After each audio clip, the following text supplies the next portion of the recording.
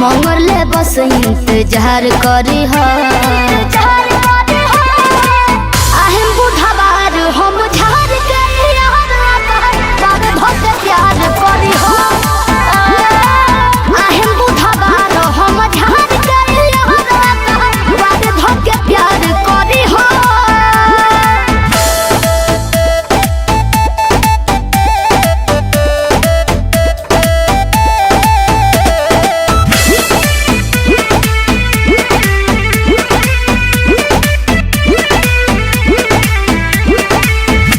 मजोरिया रही आसमान में जहान अपना जहान से तू बात कली है।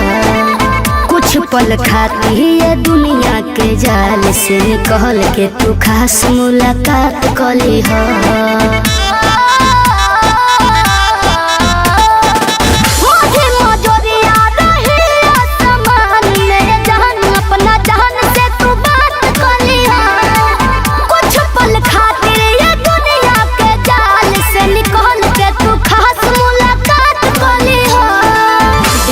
निकट होई नहीं कोनो दिक्कत होई नैना से नैना तू चार करी हो।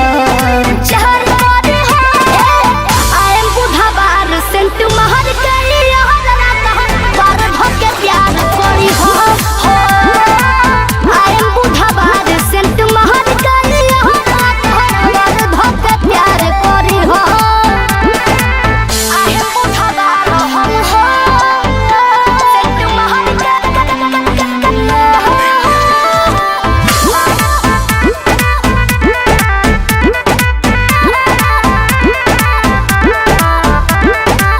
धरतनी दम आज कहले सनम हम तोहरो से ज्यादा बेकरार बानी हो।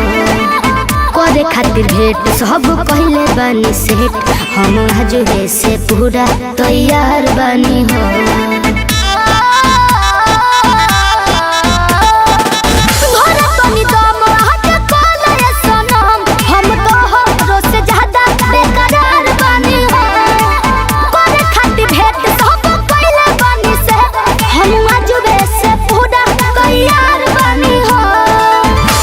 धड़कन चली ठंडा पवन चली विजय हो जम के दीदार करी हो।